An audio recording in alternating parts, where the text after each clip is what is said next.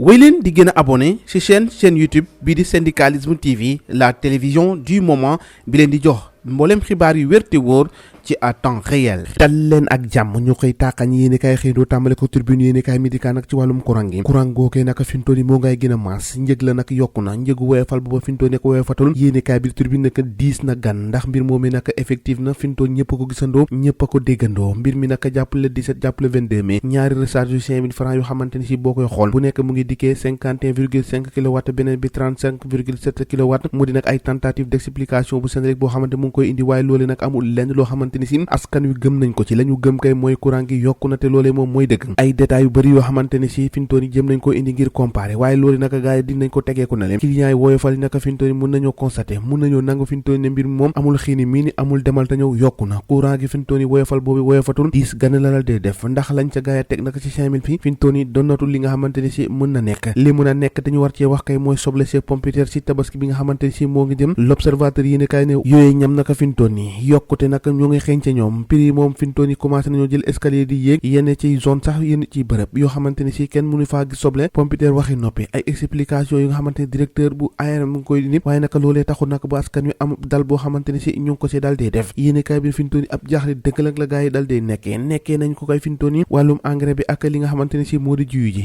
baykat yi nag fintooni kontaan nañu baax ndax gis nañ ren ji am na ci ab jéego wàññite boo xamante ni si yokku nañ ci bu baax a baax loolu nag ab mbégte dong lañ ci dal dee am ñu am ci leneen ti wàllum langue politique wax ci les échos yéene kaay mobilisation ngir fexe rek bu baax jaxate boobu dal di génn ci kaso gi garde yu APR ak ñi nga xamante ni si ñoo farek naka Macky Sall ñoom nag bëgg nañ ñu dal dee libéré ki nga war a libéré moo di Bassirou Diomaye Faye ndax jàpp nañ si empire su Sonko dëgg la nekk daanaka booy xool Bassirou Diomaye Faye kenn dégg ko kenn xamu ko Sonko rek la ñuy dégg te loolu nag la APR naka bëgg a dini nee na ñoom faluñu Sonko usu Bassirou Diomaye Faye la ñu dal dee fay pour ñoom naka président Pastef naka dafay exercer fonction président boo xamante ni fi mu toll nii daanaka moom waree su koo def ñoo ngay sàkku nag convocation secrétaire exécutif national bu APR ngir ñu évaluer ak càmbar naka bilan perspective yi nga xamante ni si moom lañ dal dee teg dissolution assemblée nationale ak relation député gouvernement Abbas Fall naka wax na ay dëggam yu wexxat nag waaye itam di dànkaafu yenn ci ministre nee na bu assemblée nationale defee la mu war a def dëgg ak responsabilité yaakaaru ne ab dissolution nag mën na am waaye naka fi mu toll nii am na lu ca lëndëm ci gannaaw de am na ci député yoo xamante ñu ngi fare ci majorité Abbas Fall mooy wax de nee na décidé nañu dogg nañu ngir gunge gouvernement bi lépp li nga xamante ni si dañ koo taxawal ngir mu jëmale naka ci yittee askan wi nee naka ñoo ngi milité ab cohabitation dëkkaale waaye naka duñu nangu yenn yoo xamante ni si dafay bëgg di xaw foofee ci assemblée nationale de moom Abbas Fall nee na dootuñ ko nangu tay dootuñ ko nangu ëllëg am na ci ministre yoo xamante ne bu ngeen xaaree Abbas Fall nekk naka ngir defal leen li nga xamante ne mooy di sens de politique bu yóbboo nga xamante ni si seen nakk boobee da ngeen koy yàqi relation diggante mairie bu Dakar ak chef de l'état enquête yéen a kaay xëy na ci enquête ni le temps de l'observatoire fi ñu toll naka daanu xaal càmbar bu xam cohabitation bi nga xamante ni si ville bu Dakar ak état bu Sénégal daanaka booy xool mosul yomb 2002 ba ndëgg naka fi ñu toll mbir ma dafay ñagas Pathé Mbeng nee na naka nañu xaarandi ab France collaboration boo xamante ni si mu war na dox ci diggante état central ak ki nga xamante ni si moo di mairie bu Dakar bu Barthélémy Dias dal dee jiite GOG projet voirie autonomisation édifice public ak énergie verte yéenekaay bi chantier prioritaire bu mairie bu Dakar condamnation définitive bu Barthélémy Dias ab laaj la si yéenekaay bi enquête xëy samp ab laaj nee na ana lan rek la si état bi bu nguurug Bassirou Diomaye Faye war a def laaj boobu de moom la ñëpp di xaar beneen laaj bi gaay xëy laaj jaarale ko ci le mandat yéenekaay moo di ci wàllum koom-koomu Sénégal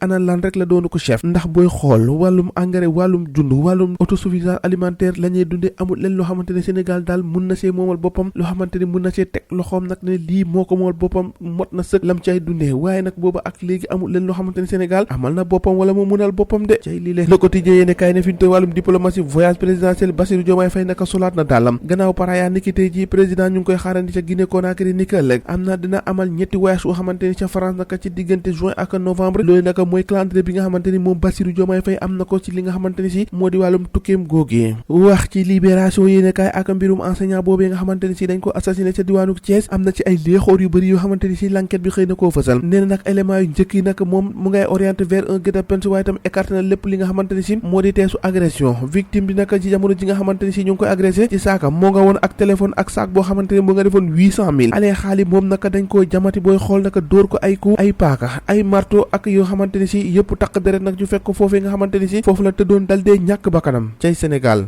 nii rek joowee jamono libération yi ni kay di dikkaat ci trafic présumé de drogue troisième retour de parquet pour Abdoulaye Seck doomu Idrissa Seck boobee nga xamante ne si ñu ngi ko doon toppi wàllum drogue ak ñamu àndal une information judiciaire boo xamante ne fi mu toll dal nañ koy ubbi ngir leeral mbir moomee ñoo ko déggandoo jàngeen jëf bu ëllëg